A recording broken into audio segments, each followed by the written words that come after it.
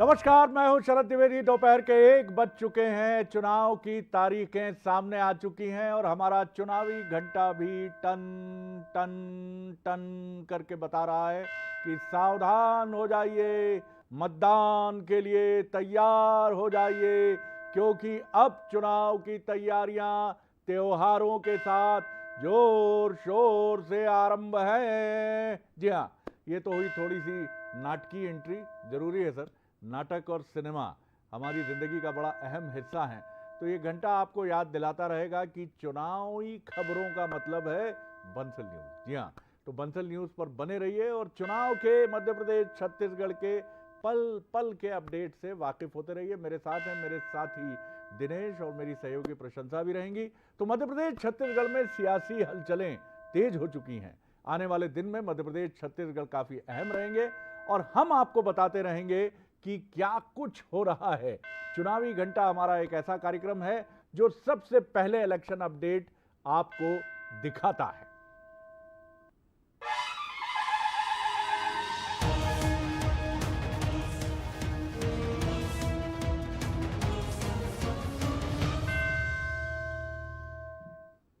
तो चुनावी घंटा इस हमारे खास कार्यक्रम में हम आज खबरों का विश्लेषण भी करेंगे, तमाम चुनावी खबरों को भी जानेंगे। अब इलेक्शन एक्सप्रेस की बारी है दिनेश, तो आप इलेक्शन एक्सप्रेस दौड़ाइए। चुनावी घंटा बज रहा है जो बता रहा है कि इलेक्शन एक्सप्रेस भागने वाली है। जी जी। नवरात्र से पहले दिन आएगी कांग्रेस की लिस्ट। दिल्ली में सीईसी की बैठक जारी। एमपी के 150 सीटों पर नाम हो सकते हैं फाइनल। कमलनाथ समेत सीनियर नेता मौजूद। दिल्ली दौरे पर सीएम भूपेश कुमारी शैलजा के साथ करेंगे बैठक। पहले चरण के लिए 20 सीटों के प्रत्याशी तय। सीईसी की बैठक में नामों पर लगी मुहर। नवरात्रि में जारी होगी लिस्ट। 16 अक्टूबर को छत्तीसगढ़ आ सकते हैं अमित शाह। रमन सिंह के नामांकन में हो सकते हैं शामिल। राजनांदगांव में सभा और रोड शो के साथ होगा नामांकन। कांग्रेस का तंज, नहीं जीत पाएंगे रमन।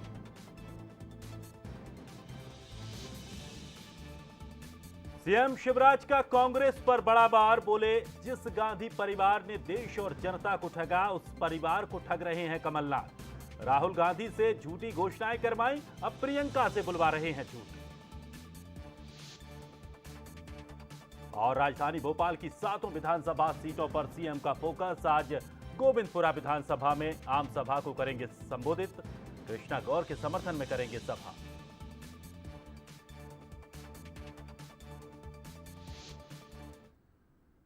चलिए, तो दिनेश ने दौड़ा दी है, हमारे सहयोगी ने चुनाव एक्सप्रेस, और आपने वो चुनावी खबरें इस एक्सप्रेस में बैठकर देख ली हैं जो इस समय बहुत अहम है। अब एक और बेहद अहम खबर की तरफ हम बढ़ने जा रहे हैं। मैहर से विधायक भारतीय जनता पार्टी के नारायण त्रिपाठी अब थे, अब है नहीं वो, क्योंकि उन्होंने इस्तीफा दे दिया है। विधायक पद और बीजेपी की प्राथमिक सदस्यता से इस्तीफा दे दिया है नारायण त्रिपाठी ने। एक्सपेक्टेड लाइन पे था, कोई चौंकाने वाली बात नहीं है। कांग्रेस में शामिल हो सकते हैं नारायण त्रिपाठी, और त्रिपाठी ने क्या कुछ कहा है वो सब भी सुन लीजिए। लेकिन ये बड़ी खबर इस वक्त की, 16 अक्टूबर को कह रहे हैं कि फैसला करूंगा। देखिए जी, तो मैहर विधायक नारायण त्रिपाठी का इस्तीफा, विधायक पद और बीजेपी की प्राथमिक सदस्यता से दिया है इस्तीफा, और अगला कदम बहुत लाइकली है कि वो कांग्रेस पर जा सकते हैं। हमारे साथ फोन पर जुड़ रहे हैं दीपक द्विवेदी। दीपक, क्या अपडेट है आपके पास? क्या कुछ नारायण त्रिपाठी से बात हुई है? अभी कैमरे के सामने वो नहीं आना चाहते हैं, क्या वजह है?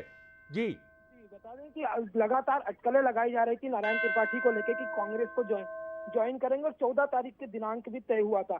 हालांकि अभी यह तो उन्होंने फैसला नहीं लिया। अंतिम फैसला 16 तारीख को उन्होंने लेने की बात कही है। फिलहाल उन्होंने अपने विधानसभा अध्यक्ष को पत्र लिखा है और विधायक पद से त्याग पत्र दिया है। उसके अलावा उन्होंने बीजेपी पार्टी के प्रदेश अध्यक्ष वी डी शर्मा के नाम पे पत्र लिखकर अपने प्राथमिक सदस्यता बीजेपी से भी त्याग पत्र दे दिया है। उन्होंने कहा कि मैं सम्मान दोनों पदों से त्याग पत्र देता हूं। यह अटकलें लगाई जा रही है कि हो सकता है आने वाली 16 तारीख को निर्णय ले और कांग्रेस का हाथ थाम सकते हैं। जी, तो ये अपडेट उनके समर्थकों से मिला है आपको? उनके लगातार जो समर्थक हैं उनसे बातचीत की। इसके माध्यम से अपडेट अभी यही निकल के आ रहा है कि आने वाली 16 तारीख को चलिए मैं कोशिश करता हूँ। नारायण त्रिपाठी जी नमस्कार, मैं शरद द्विवेदी बात कर रहा हूँ आपसे। नमस्कार नमस्कार, प्रणाम करता हूँ जी त्रिपाठी जी, आपने प्राथमिक सदस्यता से और विधायक पद से इस्तीफा दे दिया है, क्या ये सत्य है? हाँ बिल्कुल सत्य है। और 16 अक्टूबर को क्या आप कांग्रेस में शामिल हो सकते हैं? 16 अक्टूबर को मैहर जा रहा हूँ मैं। जी बहुत दिनों बाद मैहर जा रहा हूँ। जी। तो मैहर में एक मेरी मीटिंग होगी, सभा होगी, अपने लोगों से मिलूंगा, बात करूंगा, चर्चा करूंगा जी। और मैहर के लोग निर्देश आदेश देंगे मुझे जी। उसका पालन करूंगा। अच्छा, मतलब आप एक तरह से जनमत लेंगे अपने विधानसभा क्षेत्र में जाकर, उसके बाद अपने भावी राजनीतिक जीवन। जी। इस बार पहली बार मेरे मैहर के लोगों ने, अभी तक जब भी मैं दल बदला जी तो मैहर के हित में दल बदलने का काम किया। दल बदलने का मतलब दो तरह होता है, या तो अपना कोई व्यक्तिगत स्वार्थ। जी। तो मेरे मैहर के लोग मुझको ये सर्टिफिकेट दे सकते हैं कि मैं अपने व्यक्तिगत स्वार्थ से दल बदला, जी। व्यक्तिगत हित के लिए बदला, जी। घर के बच्चों के व्यापार के लिए बदला, या जी। अपने धंधे व्यापार के लिए बदला। जी। तो मेरा कोई ये धंधा व्यापार है ही नहीं है। जी। तो मैं फैसले कर लेता था कि मैं इस दल में जाऊंगा और मैहर का ये विकास करूंगा। जी। तो प्लानिंग के साथ जब दल बदला। अब जी। इस बार मैहर के लोगों ने मुझे पहले से ही सलाह देना चालू कर दिए जी। कि नहीं आप ये कीजिए, नहीं आप ये कीजिए। तो अब उनके करने का जवाब तो मैं देता रहा जी। पर जब नहीं माने तो मैं बोला, मैं कहा चलो भैया मैं 16 तारीख को मैहर आ रहा हूँ। जी। मैहर में आके बैठ के बात करूंगा, आप लोग जो बोलेंगे उसका पालन करूंगा। अगर वो लोग बोल रहा हूँ जी त्रिपाठी जी, अगर वो लोग कहते हैं कि कांग्रेस ही प्रिय पार्टी हो सकती है तो कांग्रेस होगी? देखिए ये हमारी जो समझ ले, मैहर के लोगों के इसमें प्यार मान लीजिए। जी। तो बता दिया कि इस बार मैहर के लोगों के आदेश का पालन करूंगा। अभी अच्छा। तक मेरा आदेश चलता था। जी जी जी जी। अब इस बार उनके आदेश का पालन होगा। पृथक विंध्य का मसला आपने बहुत ताकत से उठाया, क्या वो पुरजोर उठाते रहेंगे? वो चलेगा, 100% चलेगा, कोई वो नहीं, उसमें कहीं कोई नहीं। चलिए, बहुत आपके भावी राजनीतिक जीवन के लिए बहुत शुभकामनाएं। धन्यवाद बंसल न्यूज से बात करने के लिए। Thank you. तो ये थे नारायण त्रिपाठी जी, जिन्होंने बंसल न्यूज पर बातचीत करते हुए ये बात बहुत स्पष्ट रूप से कही है कि उन्होंने प्राथमिक सदस्यता और विधायक पद दोनों से इस्तीफा दे दिया है। विधानसभा अध्यक्ष को पत्र भी भेज दिया है और उनका कहना है 16 अक्टूबर को वो पहुंचेंगे अपने क्षेत्र में, विधानसभा मैहर में, और वहां जनता से जनमत सर्वेक्षण करेंगे कि अब मैं आगे क्या फैसला करूं, और पृथक वृंद को लेकर वो आगे बढ़ते रहेंगे। तो हमारे साथ जो मेहमान जुड़े हैं, जो इस बीच बीच की खबरों में जिनकी रिएक्शन आपको मिलेगी, उनसे भी वाकिफ हो जाइए। हमारे साथ सनवर पटेल साहब हैं बीजेपी से, उनका बहुत स्वागत करता हूं। और कांग्रेस की तरफ से जुड़े हैं अभिनय बरोलिया जी, थोड़े गंभीर हैं, मुस्कुराएंगे तो अच्छा लगेगा, क्योंकि चुनाव का मौसम है तो मुस्कुराहट तो ज़बरदस्त रहनी ही चाहिए। क्योंकि सनवर पटेल साहब मुस्कुरा रहे हैं तो कांग्रेस के पास भी मुस्कुराने की बड़ी मजबूत वजह है। अभिनव जी, ऐसा मैं मानता हूँ, ऐसा नहीं है कि आपके पास मुस्कुराने की वजह नहीं है, दोनों पार्टियों। शरद जी बिल्कुल जी, बहुत शुक्रिया, बहुत धन्यवाद। तो चलिए, और एक और बड़ी खबर की तरफ अब हम रुख करते हैं, और ये खबर है बेहद अहम।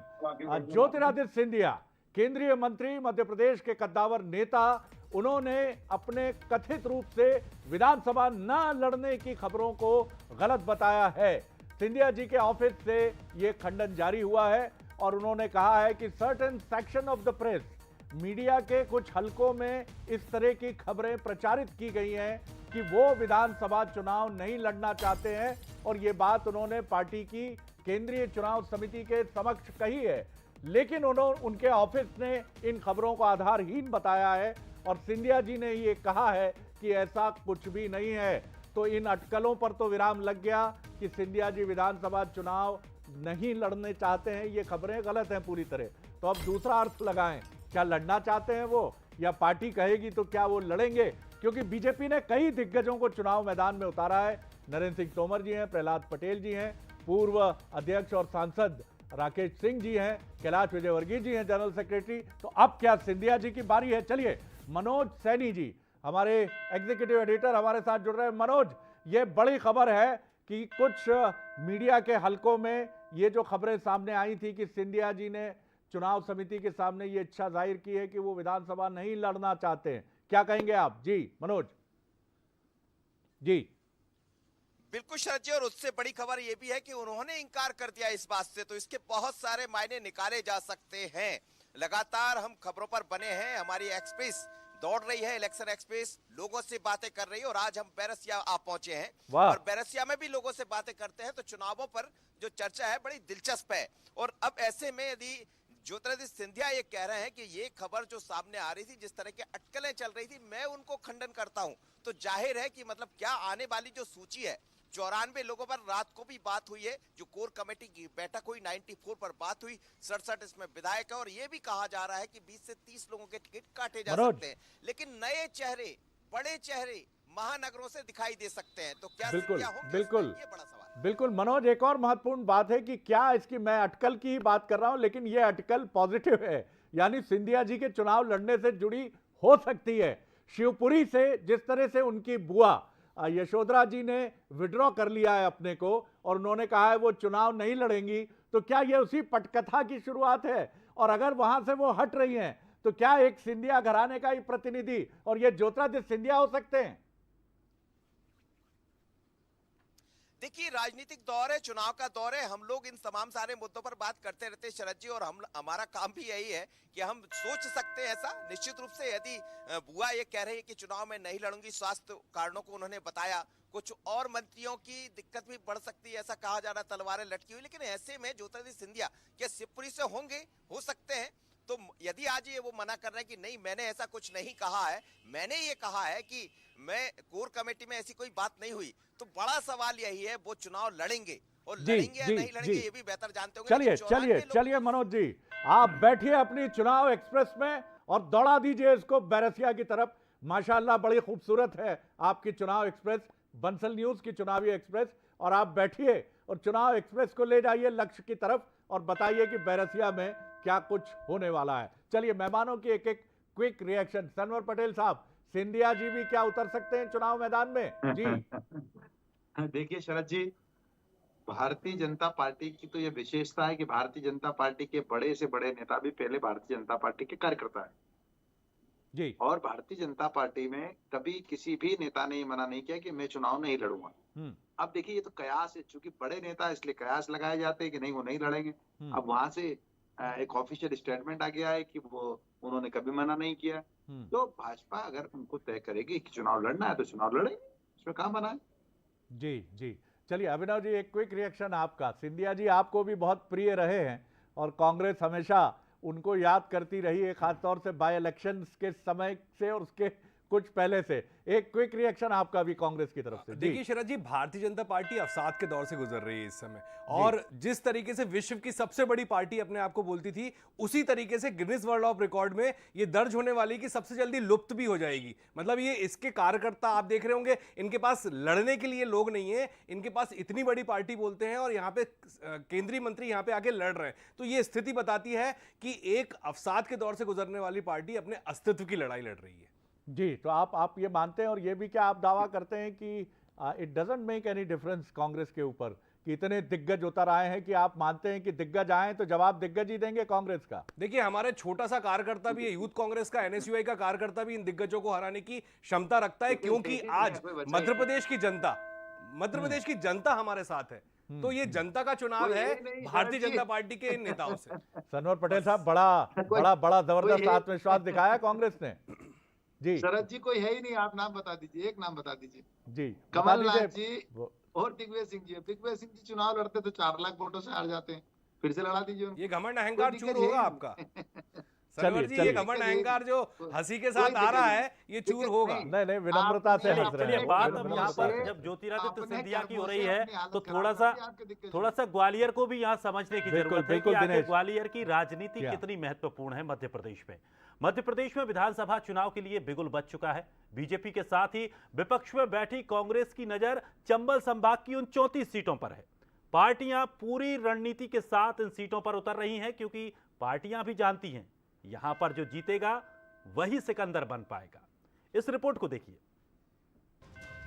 जो ग्वालियर चंबल की बाधा करेगा पार, वही बनाएगा प्रदेश में सरकार, कहता है ग्वालियर चंबल का इतिहास। खास है इस अंचल का सियासी मिजाज। जी हां, जो ग्वालियर चंबल की जनता के दिलों पर राज करता है, प्रदेश में उसी का डंका बजता है। जो ग्वालियर चंबल जीतता है, वही प्रदेश की सत्ता पर काबिज होता है। यहां की 34 सीटों को सत्ता की चाबी भी कहा जाता है। एक दो अपवाद को छोड़ दें तो सियासी पन्ने पलटते ही इतिहास यही कहानी सुनाता है। इतिहास के आईने में ग्वालियर अंचल 51 साल में हुए 11 विधानसभा चुनाव, जिसने जीता ग्वालियर चंबल, बनाई सरकार। संभाग की 34 सीटों का है सरकार कनेक्शन। 1972 में प्रदेश में बनी कांग्रेस की सरकार। जनता पार्टी को 19, कांग्रेस को मिली थी 10 सीटें। 1972 साबित हुआ है एक अपवाद। 1977 में बनी जनता पार्टी की सरकार। जनता पार्टी को 32 सीट तो कांग्रेस को मिली 2 सीटें। 1980 में बनी कांग्रेस की सरकार। कांग्रेस को 26 तो बीजेपी को मिली 7 सीटें। 1985 में फिर बनी कांग्रेस की सरकार। कांग्रेस ने जीती 26 और बीजेपी ने जीती 7। 1990 में प्रदेश में बनी बीजेपी की सरकार। बीजेपी को 24 तो कांग्रेस को मिली 5 सीटें।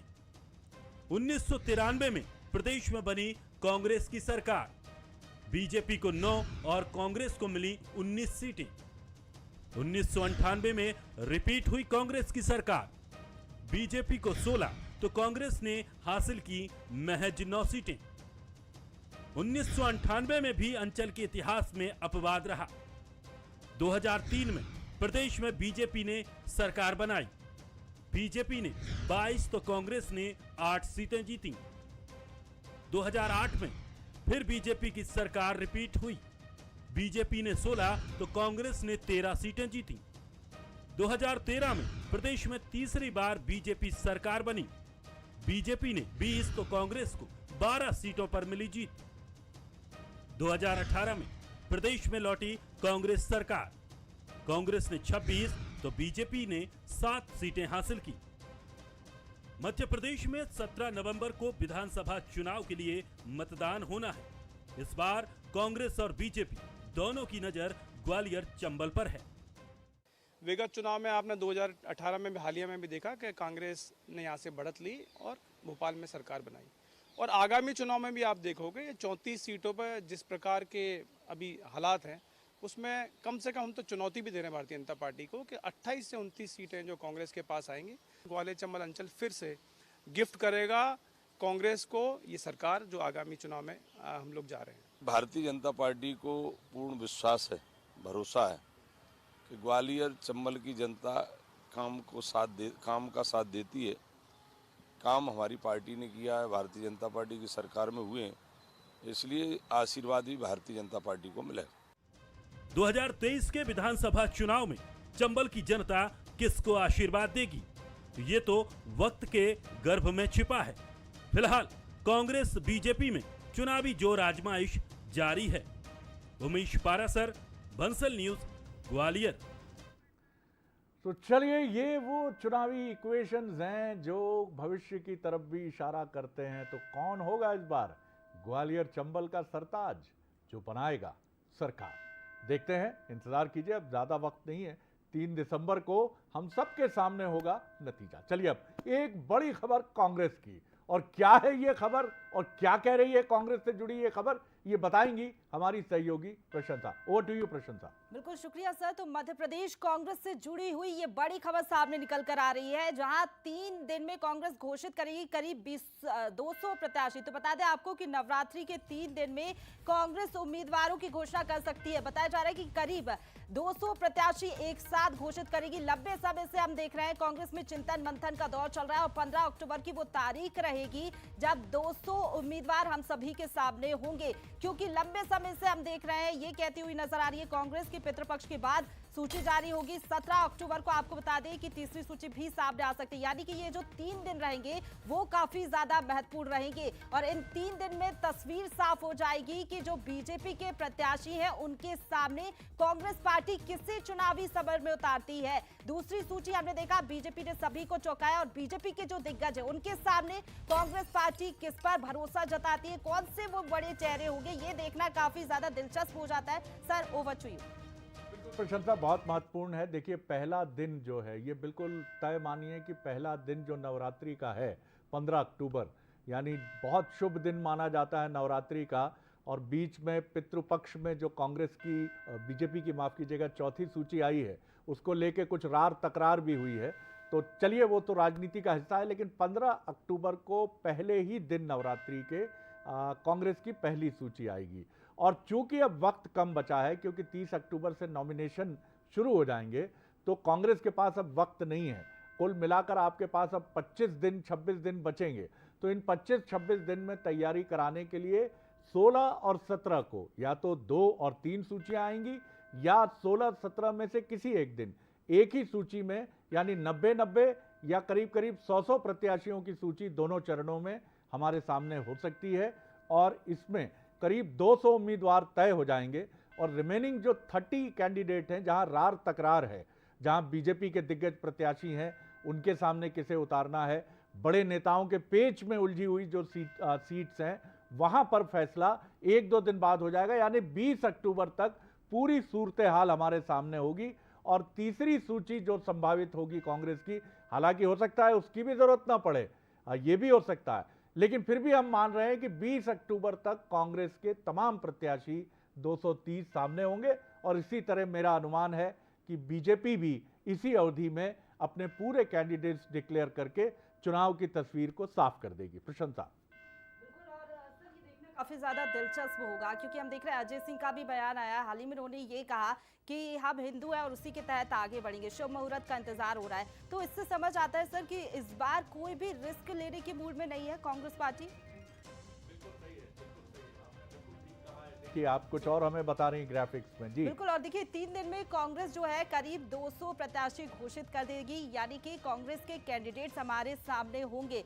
17 अक्टूबर को दूसरी सूची सामने आ सकती है क्योंकि देखिए जिस तरीके से ये खबरें सामने आ रही थी कि पितृ पक्ष का खत्म होने का इंतजार जो है, संभावित सूची देख लीजिए कौन कौन से नाम है। दीपक जोशी खातेगांव से इनका नाम चल रहा है, हाल ही में हमने देखा बीजेपी छोड़कर कांग्रेस पार्टी में ये शामिल हुए। और कौन कौन से संभावित नाम है, जावद से समुद्दर पटेल, इनका नाम सामने आ रहा है। कई सीटें ऐसी हैं जहां पर नाम तय हो गए और बस अब ऐलान बाकी है। इछावर से बात कर ले तो शैलेंद्र पटेल, इनका नाम सामने आ रहा है। बंसल न्यूज पर संभावित सूची बता रहे हैं और देखिए इस सूची पर मोहर भी लगती हुई नजर आएगी क्योंकि पिछली हमने बीजेपी की सूची बताई उस पर भी मोहर लगी। आष्टा से बात कर ले तो कमल सिंह, इनका नाम सामने आ रहा है। कौन से वो संभावित उम्मीदवार है, लगभग कई ऐसी सीटें हैं जहां पर नाम तय हो गए। राजनगर की बात करें तो निधि चतुर्वेदी, इनका नाम सामने आया, पार्टी इन पर दाव लगा सकती है इस बार। और भी कई सीटें हैं जहां पर नाम लगभग तय हो गए। पंधाना की बात कर ले तो रूपाली बारे, इनका नाम सामने आ रहा है और लगभग ये नाम जो है वो तय माने जा रहे हैं। यहाँ पर कोई पैच फंसता हुआ नजर नहीं आ रहा है, इसलिए यहाँ पर पार्टी ने उम्मीदवार लगभग तय कर लिए। शुजालपुर से रामवीर सिंह सिकरवार, इनका नाम सामने आ रहा है। इसके साथ ही कई और सीटें हैं जहां पर कांग्रेस ने अपने उम्मीदवार तय कर दिया, बस इंतजार है ऐलान का। मंदसौर से देखिए विपिन जैन, इनका नाम सामने आ रहा है। और कौन सी सीटें हैं वो भी आपको ग्राफिक्स के जरिए बता देते हैं जल्दी से। रीवा से अगर बात करें तो अजय मिश्रा, इन पर पार्टी जो है दाव चल सकती है। अगली जो सीटें हैं वो भी ग्राफिक्स के माध्यम से आपको बता देते हैं कौन कौन सी वो सीटें हैं क्योंकि देखिए लगभग नाम तय है। बुधनी से बात करें तो मेघा परमार, इनका नाम सामने आ रहा है। इनको चुनावी समर में पार्टी उतारने जा रही है। और कौन सी वो सीटें हैं संभावित सीटें, देखिए नेपानगर से बात करें तो गेंदू बाई, इनका नाम भी सामने आ रहा है। चलिए अब आपको सीधे लिए चलते हैं नेक्स्ट स्टूडियो जहां पर शरद सर आगे एक एक रिएक्शन लेंगे, पॉलिटिकल रिएक्शन हमारे बहुत शुक्रिया प्रशंसा, बहुत शुक्रिया। और ये सूची बंसल न्यूज पर लगातार चल रही है जो संभावित नामों की है। तो जो संभावित नामों की पूरी मुकम्मल सूची है वो आप बंसल न्यूज पर देख सकते हैं, स्क्रॉल में नीचे भी आपको मिलेगी वो सूची। और अब हम बढ़ते हैं अगली खबर की तरफ। मुख्यमंत्री शिवराज सिंह चौहान का बयान सामने आया है और मुख्यमंत्री ने कांग्रेस पर निशाना साधा है। उन्होंने कहा है अपने बयान में, गांधी परिवार ने देश और जनता को ठगा, उस गांधी परिवार को कमलनाथ ठग रहे हैं। कमलनाथ और गांधी परिवार दोनों पर निशाना है। कमलनाथ ने राहुल गांधी से झूठी घोषणाएं कराई हैं। तो बड़ा हमला है ये मुख्यमंत्री शिवराज सिंह चौहान का कांग्रेस पर। वो ये आरोप लगा रहे हैं कि कमलनाथ ने राहुल गांधी और नेहरू गांधी परिवार को अंधेरे में रखा और राहुल गांधी जी से झूठी घोषणाएं कराई हैं। और ये भी उनका आरोप है कि ठगा है कमलनाथ जी ने राहुल गांधी को, और अब प्रियंका गांधी से भी झूठ बुलवाकर ठग रहे हैं। बड़ा हमला है राजनीतिक। क्या कहा है शिवराज जी ने, सुन लीजिए। इसमें बच्चों की जो शिक्षा है, पहली कक्षा से लेकर 12वीं तक स्कूल की शिक्षा निशुल्क होगी। इस योजना का नाम रखा है पढ़ो और पढ़ाओ योजना।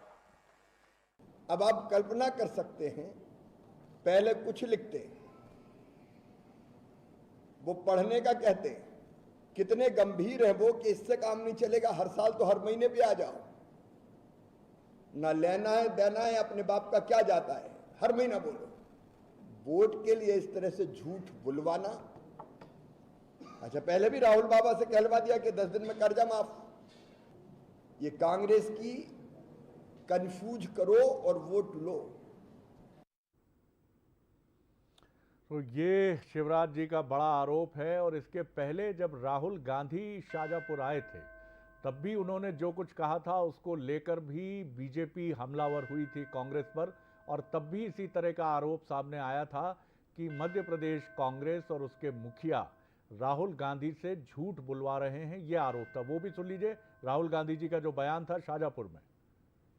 और मध्य प्रदेश से पैदल निकले। कमलनाथ जी कितने किलोमीटर चले थे हम यहां? नहीं, मध्य प्रदेश में टोटल कितने चले थे? नहीं, यात्रा कितने किलोमीटर चली थी? लगभग 180 किलोमीटर। हाँ, ये देखिए 370 किलोमीटर हमारी यात्रा मध्य प्रदेश में चली। तो ये वो आरोप हैं जो चुटकी भी आप कह सकते हैं, कटाक्ष भी कह सकते हैं, और राजनीति में इनका सिलसिला चलेगा। 180 और 370 का गणित जो शाजापुर में सामने आया, और बच्चों की पढ़ाई को लेकर जो बात प्रियंका गांधी ने मंडला में कही एक दिन पहले, उसको लेकर मुख्यमंत्री शिवराज सिंह चौहान हमलावर हुए। एक क्विक रिएक्शन सनवर पटेल साहब बीजेपी से, क्या कहेंगे आप? शरद जी बिल्कुल गंभीर नहीं है। आपके सामने जिस प्रकार से कांग्रेस के नेताओं के बयान हैं, उन्हें खुद ही नहीं पता होता है कि मध्य प्रदेश में कितना चले। वो 3 गुना चले तो 1 गुना बताते हैं, 1 गुना चले तो 3 गुना बताते हैं। अब देखिए कल का प्रियंका गांधी जी का बयान, जहां वो सालाना बात कर रही है, पीछे से उनके एक नेता खड़े होते हैं सुरजेवाला साहब, बोलते नहीं इसको मंथली कर दीजिए, तो वो कहती है कि साहब ये तो आपने बताया नहीं था। अरे कोई खुद ही वो गंभीर नहीं है, ना इस चुनाव के लिए ना अपने काम के लिए। और सबसे बड़ी बात तो जो शिवराज जी ने कही कि उन्होंने, गांधी परिवार ने सारे देश को ठगा और अब कमलनाथ जी उनको ठगने का काम कर रहे हैं, ये बिल्कुल साफ है इनके दोनों बयानों से। तो ये बीजेपी की रिएक्शन है। अभिनव जी, आपकी क्विक रिएक्शन की क्या पीछे से आपके नेता जो कथित रूप से प्रॉम्प्ट करते हैं बड़े नेताओं को, क्या ये इसको समाप्त नहीं किया जा सकता, या पहली बार में ही जो आंकड़े दिए जाएं वो दुरुस्त दिए जाएं? जी देखिए जो दिल का साफ होता है उस पर आरोप प्रत्यारोप बहुत लगते हैं, और दिल के साफ इंसान पर भी आरोप लगते हैं। तो प्रियंका जी हो चाहे राहुल जी हो, सत्य बोलते हैं और सत्य के साथ चलते हैं, पूरा देश जानता है। लेकिन 20 साल से जो जिस तरीके से जनता को ठग रहे हैं, वो जनता समझ चुकी है पूरे तरीके से कि जनता के साथ 20 साल में क्या हुआ है। एक अल्प समय की सरकार कमलनाथ जी की देखी है जनता ने, जिसमें 100 रुपए 100 यूनिट बिजली हो, चाहे 28 लाख किसानों का कर्जा माफ हो, मतलब तमाम जो जितनी चीजें जल्दी कर सकते थे वो हुआ है। तो जनता को सब मालूम है कि करना क्या है उनको, और जनता चुटकी लेगी। और ये जो घंटा बज रहा है, ये घंटा भी बजेगा भारतीय जनता पार्टी का, और आने वाले समय में ये भारतीय जनता पार्टी एक लुप्त होने वाली पार्टी बनके रह जाएगी। अभिनव जी, आपने जो दलील दी है वो दलील मजबूत दलील है। और राज कपूर साहब की एक फिल्म का गीत है, सब कुछ सीखा हमने न सीखी होशियारी। तो क्या कुछ उसी तरह की दलील है ईमानदारी से ये बात कहने की? समझिए सनवर पटेल साहब, इस ईमानदारी को समझिए। देखिए जी, गलती आपके नेताओं से भी हो सकती है। देखिए शरद जी, शरद जी बस इतनी सी बात बोलना चाहूंगा मैं, हमारा चुनाव के लिए ना राज्य के लिए, देश की जनता, राज्य की जनता जान चुकी है। जी चलिए बोलिए जामनगर जी, बहुत कम वक्त है मेरे पास। कमलनाथ जी का एक ट्वीट भी है जी। छोटी सी बात बोलना चाहूंगा, सब साफ दिल से काम कर रहे हैं। हमारा नेता सुबह 6 बज के पैदल चलता था और रात तक चलता था और 3 महीने तक चला, तो ये देश की जनता जानती है। उसका रिजल्ट भी आपके सामने है कि कर्नाटक में 40 सीटों पर जमानत जब्त हो गई। दोनों मेहनत कर रहे हैं साहब, आपके दोनों पार्टियों में। नहीं सर, शरद जी एक बात बता दूं आपको, अभी 10 दिन में आप बता दो मोदी जी या शाह जी आपको कहीं दिखे? कहीं पर भी नहीं दिख रहे हैं, कहीं पर भी। अमित शाह जी जो लगातार आ रहे थे, चुनावी दौरे तो चल ही रहे हैं विनोद जी, गायब हो चुके हैं। तो चल ही रहे हैं सर, गायब हो दौरे चल रहे हैं और शिवराज जी कोई कोर कसर नहीं छोड़ रहे हैं, बाकी लोग भी अपनी अपनी जगह लगे ही हैं। चलिए, कमलनाथ जी का एक ट्वीट है। कमलनाथ जी ने एक ट्वीट करके कहा है, बीजेपी की कथनी करनी में फर्क और विरोधाभास है। बीजेपी लिख रही है असंभव को संभव, शून्य को शिखर बनाने का नाम बीजेपी, जबकि बात और हालात ठीक इसके विपरीत है। ये कमलनाथ कह रहे हैं 18 साल के शासनकाल में यदि भारतीय जनता पार्टी चाहती तो मध्य प्रदेश में विकास को संभव कर सकती थी, लेकिन उनका आरोप भी है कि भ्रष्टाचार की लिप्तता में व्यस्त रहने की वजह से भाजपा के लिए ऐसा करना असंभव ही रहा। शायद इसीलिए भाजपा ने हालात को भांपते हुए, जनता के आक्रोश को समझते हुए अपने शिखर नेतृत्व को इस चुनाव में, यह भी उनका आरोप है कि शून्य कर दिया। मुख्यमंत्री जी के मंच पर उपस्थित होते हुए भी उनका नाम न लेने की याद बड़े नेताओं को नहीं आती है, और ऐसा तथाकथित शिखर किस काम का जो दिखाई न दे। तो मध्य प्रदेश की जनता, ये भी उनका दावा है कि भाजपा को शिखर से शून्य पर ले आएगी। तो दोनों ही पार्टियों की तरफ से एक दूसरे पर हमले तेज। मुख्यमंत्री शिवराज जी का कहना है कि कमलनाथ जी राहुल गांधी और प्रियंका गांधी जी को भ्रम में रखते हैं, गलत आंकड़े देते हैं, और कमलनाथ जी का कहना है कि भारतीय जनता पार्टी का शिखर जनता इस बार शून्य में पहुंचा देगी। ऐसे दावे सामने आ रहे हैं। मैं बहुत धन्यवाद करता हूं हमारे राजनीतिक मेहमानों का, सनवर पटेल साहब का और अभिनव बरोलिया साहब का, जो हमारे साथ जुड़े। बहुत शुक्रिया। आप दोनों को भी पूरी मेहनत करनी है सर, और कर ही रहे हैं आप लोग, डटे रहिए। आप दोनों को बहुत सारी शुभकामनाएं। Over to you Dinesh. बिल्कुल, और अब 5 राज्यों की चुनावी तारीखों का ऐलान होते ही सभी दल और नेता अपने अपने दावे और वादों और साथ ही साथ इरादों के साथ मैदान में डटे हैं। इन चुनावों को अगले साल होने वाले लोकसभा चुनावों का सेमीफाइनल कहा जा रहा है। हालांकि हर चुनाव की परिस्थिति, मुद्दे और मतदाताओं की मानसिकता अलग अलग होती है, लेकिन फिर भी 5 राज्यों के विधानसभा चुनाव, खासतौर पर मध्य प्रदेश, राजस्थान और छत्तीसगढ़ को उन मुद्दों का ट्रायल रन जरूर माना जा सकता है जिनको धार देकर सत्ताधारी दल और विपक्षी लोगों के बीच जा रहा है। 5 बड़े मुद्दे हम आपको बताने जा रहे हैं जिन पर कांग्रेस और बीजेपी दोनों ही तरफ से राजनीतिक बहस छिड़ी हुई है। हर मंच पर इन्हीं मुद्दों को उठाया जा रहा है। जनता का ध्यान भी इन्हीं पर केंद्रित करने की कोशिश राजनीतिक दल कर रहे हैं। तो वो महत्वपूर्ण 5 मुद्दे हैं, जरा उनको भी समझ लीजिए। प्रशंसा, जरा बताइए वो क्या मुद्दे हैं। शुक्रिया। तो जिस तरीके से देखिए, मध्य प्रदेश और छत्तीसगढ़ का चुनाव काफी ज्यादा दिलचस्प होने जा रहा है। मध्य प्रदेश के वो 5 बड़े मुद्दे आपको ग्राफिक्स के जरिए बता देते हैं जिन पर चुनावी विसात बिछेगी। चलिए ग्राफिक्स के जरिए समझ लीजिए। जातिगत जनगणना, देखिए इसको कांग्रेस तो बड़ा एजेंडा बनानी ही जा रही है। बेरोजगारी, ये भी बड़ा मुद्दा रहेगा चुनाव में। भ्रष्टाचार, इसके इर्द गिर्द भी हमें सियासत कई बार देखने को मिली। लाडली बहना एक तरफ, जहां बीजेपी की तरफ से तो नारी सम्मान, कांग्रेस की तरफ से ये बड़ा ऐलान। सनातन, ये देखिए हर चुनाव में ये बड़ा मुद्दा रहता है।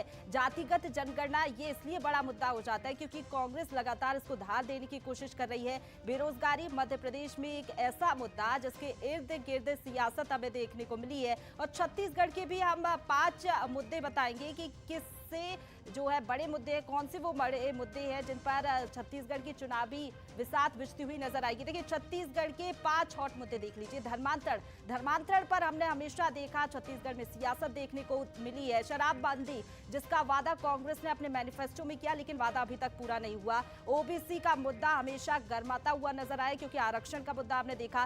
किसान योजनाओं को लेकर जिस तरीके से छत्तीसगढ़ सरकार काम करे, इसके साथ ही छत्तीसगढ़ियावाद, इसको लेकर भी हमें कई बार सियासत देखने को मिली और ये वो 5 मुद्दे हैं जिन पर हमें चुनाव देखने को मिलेगा। और चलिए इसी पर और ज्यादा विश्लेषण के लिए सीधा रुख करेंगे नेक्स्ट स्टूडियो का, जहां पर न्यूज हेड शरद जी मौजूद हैं और वो इस पर आगे विश्लेषण करेंगे। बिल्कुल, हमारे साथ दिनेश जी भी लगातार बने हुए हैं, प्रशंसा भी पूरी ताकत से मुस्तैद हैं। जब भी आंकड़ों की बात आती है तो वो सामने आती है।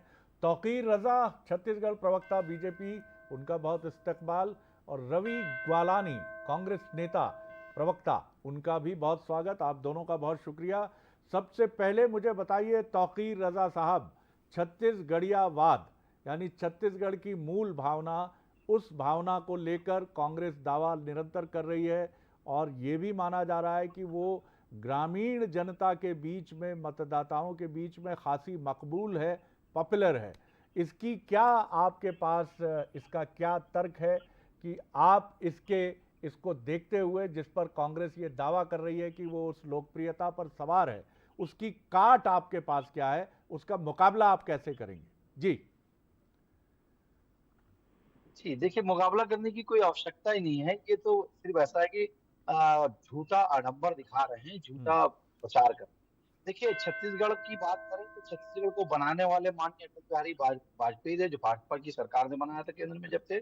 और उसके अलावा जब छत्तीसगढ़ बन गया उसके बाद भी अगर आप देखेंगे कांग्रेस की सरकार रही अजीत जोगी की, लेकिन उन्होंने छत्तीसगढ़ भाषा आयोग तक को गठित नहीं किया था। हमारी भारतीय जनता पार्टी की सरकार जब 2003 में आई तब छत्तीसगढ़ भाषा आयोग का भी गठन किया गया था। इसके अलावा छत्तीसगढ़ के हित में, चाहे वो बस्तर से लेकर सरगुजा तक हो, सरगुजा से लेकर बस्तर तक हो, चाहे रायगढ़ से लेकर नांदगांव तक हो, तो सभी जगह हम लोगों ने एक साथ विकास किया। हर वर्ग को हमने खास ख्याल किया। इन्होंने तो ऐसा है, जो वादे किए उसको ही नहीं निभाया। अभी तक तो आपने देखा होगा सबसे बड़ा वादा जो अब इनका रहा वो था कि शराबबंदी करेंगे। शराबबंदी ना करके घर घर शराब पहुंचा दी और सूखा नशा पूरे प्रदेश में कर दिया, उड़ता छत्तीसगढ़ बना दिया इन्होंने। इसके अलावा अगर आप देखेंगे तो महिला वोटरों की आबादी लगभग 2 करोड़ 3 लाख में से 1 करोड़ 3 लाख महिला वोटरों की आबादी ज्यादा है। पिछली बार इनके इसी झूठे वादे के चक्कर में 11 से 12% महिलाएं जो है, माताएं शक्ति हमारी, वो इनको वोट दे बैठी थी।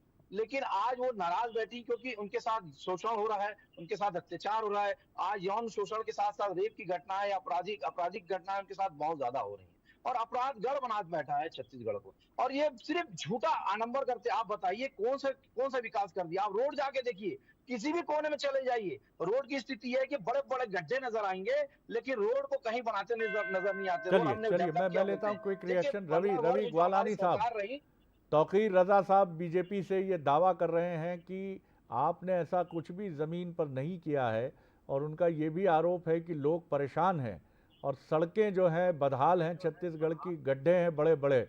और ये बताता है कि विकास की तरफ ये आरोप है बीजेपी का कि आपकी यानी कांग्रेस की कोई तवज्जो नहीं रही है। जी देखिए, आज भारतीय जनता पार्टी को तो कुछ दिखेगा ही नहीं कि क्या काम हुआ है। आप 5 साल का ग्राफ उठाइए, देखिए पूरे देश में सबसे लोकप्रिय मुख्यमंत्री के रूप में आज भूपेश बघेल जी हैं। आज नीति आयोग की रिपोर्ट्स उठाइए, सबसे ज्यादा अगर अवार्ड दिए जा रहे हैं तो छत्तीसगढ़ को दिए जा रहे हैं। प्रधानमंत्री जी के भाषण को ले लीजिए तो इर्द गिर्द छत्तीसगढ़ की योजनाएं घूम रही है। आज किसान की बात करिए, मैं अभी रिसेंटली दिल्ली हरियाणा तरफ होकर के आया हूं, वहां के किसानों में चर्चा है कि सबसे ज्यादा अगर किसानों का ध्यान कोई रख रहा है तो छत्तीसगढ़ की सरकार रख रही है। आज दिल्ली के बच्चे तक छत्तीसगढ़ के इंग्लिश मीडियम स्कूल की बातें कर रहे हैं। वो कह रहे हैं कि दिल्ली से ज्यादा बेहतर छत्तीसगढ़ के इंग्लिश मीडियम स्कूल बन चुके हैं।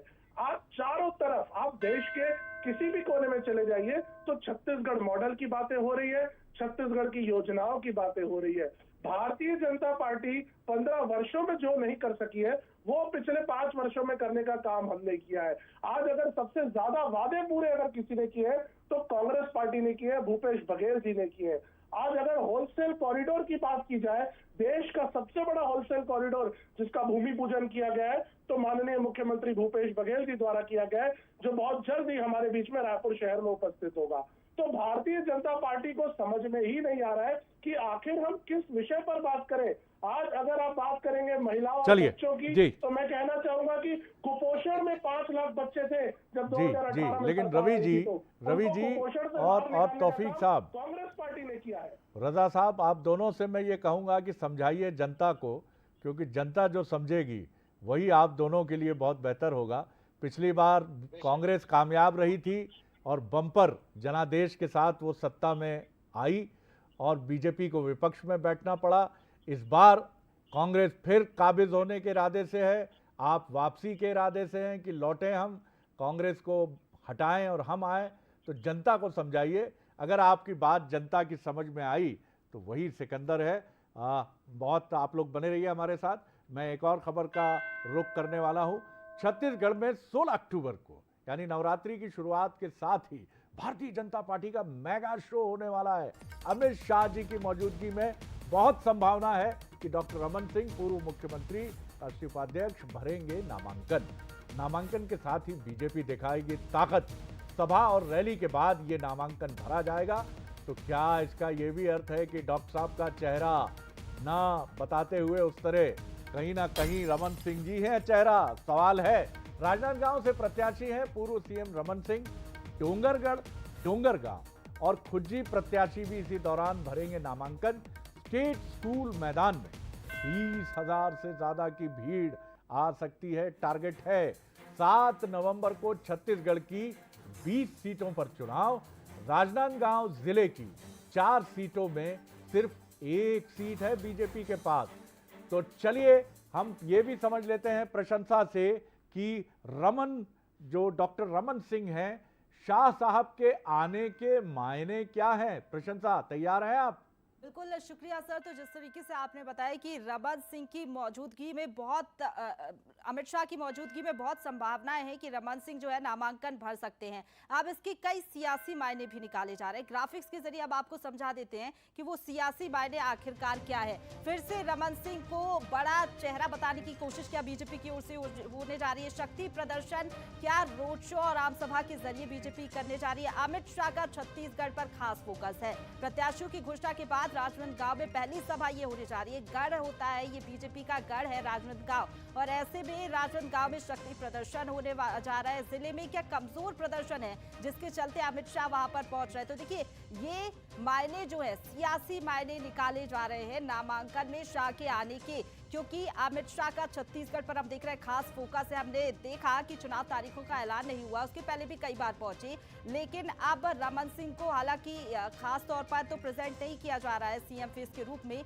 लेकिन अमित शाह की मौजूदगी नामांकन के दौरान बहुत कुछ कहती है। अब चलिए रुक करते हैं नेक्स्ट स्टूडियो का, जहां पर शरद जी मौजूद हैं। बिल्कुल, बहुत शुक्रिया प्रशंसा। तो सबसे बड़ा सवाल यही है कि क्या अमित शाह का आना ये बताता है कि भैया रमन सिंह जी ही है, निगाह रखिए डॉक्टर साहब पर, पुराने प्लेयर हैं, क्रिकेट के शौकीन हैं, and politics and cricket game of glorious uncertainty, शानदार अनिश्चितताओं के खेल हैं।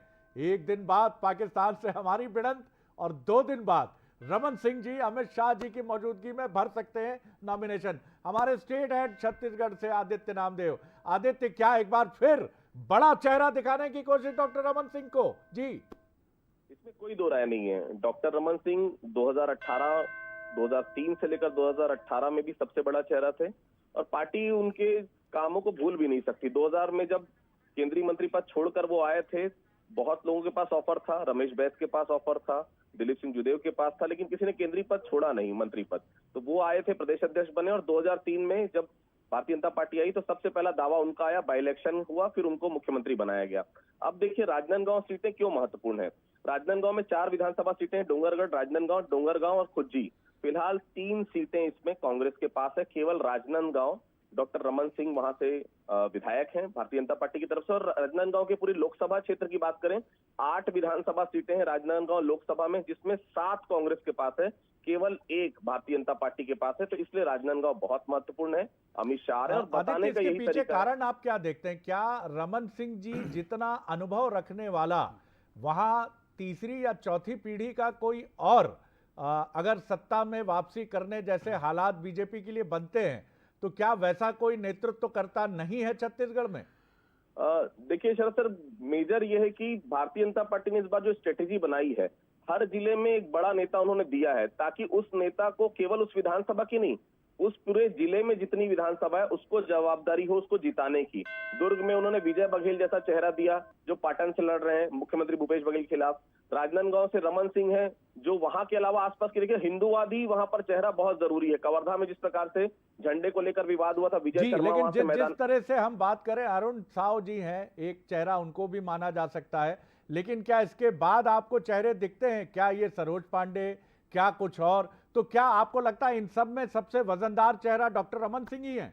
देखिए रमन सिंह का आज भी जलवा है, उसमें कोई दो राय नहीं है। और आज भी सबसे ज्यादा एक्सेप्टेबल नेता कोई छत्तीसगढ़ में है भारतीय जनता पार्टी में तो डॉक्टर रमन सिंह है। आज भी सबसे ज्यादा उनकी रैलियों की, बिल्कुल आपने कह दिया आदित्य, आपने हमें बता दिया और समझा भी दिया अच्छे से कि ये रमन सिंह ही हैं, जो अगर बीजेपी कोई उलटफेर करने के हालात पैदा करती है छत्तीसगढ़ में, तो सबसे बेहतर तरीके से कमान संभालने वाला कोई नेतृत्व करता है तो एक ही नाम है, doctor Raman Singh. Doctor Raman Singh, doctor Raman बिल्कुल। और सर, बीजेपी का एक बड़ा चेहरा वो रहे, मुख्यमंत्री 2 बार वहां के रहे, कई ऐसी योजनाएं जो रहीं जो आने वाले कई सालों तक छत्तीसगढ़ में याद किया जाएगा किस तरह की योजनाएं भी कोई सरकार लेकर आई थी। इसलिए रमन सिंह एक बड़े चेहरे के तौर पर भी देख सकते हैं। लेकिन रमन सिंह की तैयारियां भी हम जानने की कोशिश करते हैं। आखिर इतना बड़ा शक्ति प्रदर्शन राजनांदगांव में होने जा रहा है, क्या कुछ वहां की तैयारियां हैं? हमारे सहयोगी प्रमोद शेंडे ने वहां की तैयारियों का जायजा लिया है। छत्तीसगढ़ में पहले चरण के लिए चुनाव प्रक्रिया शुरू हो गई है और इसको लेकर ये कह सकते हैं कि राजनांदगांव जिला अपने आप में हाई प्रोफाइल होता है, क्योंकि यहाँ से डॉक्टर रमन सिंह भाजपा के प्रत्याशी होते हैं। 7 नवंबर को यहाँ पर पहला मतदान होगा, उसको लेकर कह सकते हैं कहीं ना कहीं भाजपा ने अपनी तैयारियाँ जो है वो पूरी जोर शोर से पूरी ताकत लगा दी है। और एक खबरें आ रही कि 16 तारीख को जो है गृह मंत्री या अमित शाह जो है वो आने वाले हैं और राजनांदगांव जिले की जो 4 सीटें हैं उसमें नामांकन को लेकर उस प्रक्रिया में वो शामिल होंगे और उनका यहाँ रोड शो भी होगा। उसके लिए आप देख सकते हैं कि पूरी जो तैयारियां हैं, अमित शाह के जो यहाँ पर एक सभा होगी, सभा में लोगों को संबोधित करेंगे और जो भाजपा है उनको रिचार्ज करेंगे। और ये कह सकते हैं कि जिस प्रकार से जो यहाँ रोड शो होगा और जो ताकत दिखाएगी भाजपा, उसकी तैयारियाँ यहाँ चालू हो गई है। अमित शाह इसी स्थल पर जो है एक आम सभा को संबोधित करेंगे, उसके बाद शहर में एक रोड शो होगा, उस रोड शो के बाद नामांकन किया जाएगा।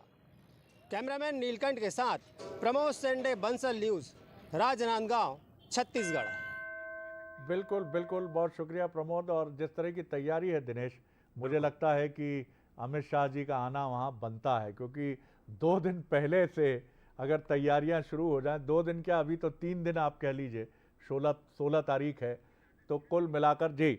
चलिए, रजा साहब हमारे साथ जुड़े हुए हैं, क्विक रिएक्शन आपका। तो अमित शाह ही हैं चेहरा जी, क्या कहेंगे? पहले रवि साहब ही दिख रहे हैं मुझे, तो रवि साहब से ही रिएक्शन ले लेता हूं। तो पुराने ही राइवल हैं मैदान में, भूपेश बघेल जी को टक्कर देने के लिए डॉक्टर साहब की तैयारी है। रवि जी, देखिए, भारतीय जनता पार्टी पूरी तरीके से कंफ्यूज्ड है। 5 वर्षों में कई बार वो कहते हैं कि हम कमल निशान पर लड़ेंगे, मोदी जी हमारे चेहरा है, कभी वो प्रदेश अध्यक्ष बदल देते हैं, फिर वो नेता प्रतिपक्ष बदल देते हैं। रमन सिंह जी कभी खुद कहते हैं कि मैं चेहरा नहीं हूँ, कभी उनके पार्टी कहते हैं कि नहीं रमन सिंह जी चेहरा है, कभी कहते हैं नहीं है। तो जहां भारतीय जनता पार्टी खुद कंफ्यूज्ड है, पहले तो उनको स्ट्रीमलाइन हो जाना चाहिए कि आखिर उनका चेहरा है कौन।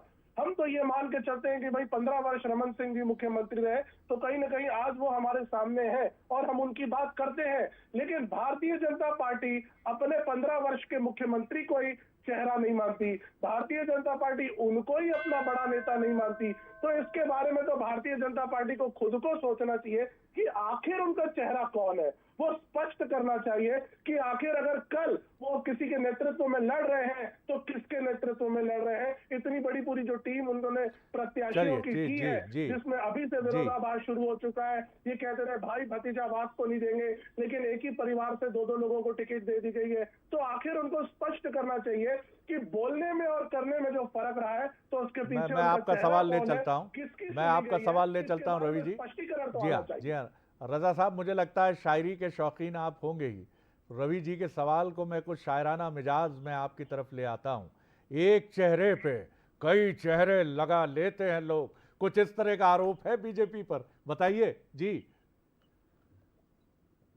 जी ऐसा है, जो मैं एक शेर हमेशा पढ़ता हूँ, फिर से एक शेर पढ़ के इसी पे आपको इनको जवाब भी दे देता हूँ कि बिल्कुल जी, ऐसा है कि आसमां पे किसी के ठिकाने नहीं होते, जो जमीन के नहीं होते वो कहीं के नहीं होते। क्या बात है, तो वाह। आज स्थिति इनकी यही है साहब जी। ऐसा है, ये इस चीज को समझ नहीं पाया। आऊंगा रवि जी, आऊंगा आपकी तरफ। छत्तीसगढ़ को नंबर 1 बनाने वाले ऐसा है कि अगर नंबर 1 सिर्फ भ्रष्टाचार में बताने वाले, इम्प्लीमेंट कोई योजना को ना पहुंचाने वाले, वादा खिलाफी करने वाले, वो लोग बोलते हैं कि हम छत्तीसगढ़ में सबसे अच्छा करने वाले, तो आप अंदाज लगाइए कि आने वाले भविष्य छत्तीसगढ़ का और क्या होगा। जो सबसे ज्यादा विकसित राज्य था 15 वर्षों में, इन्होंने उसको बीमारू राज्य बना डाला।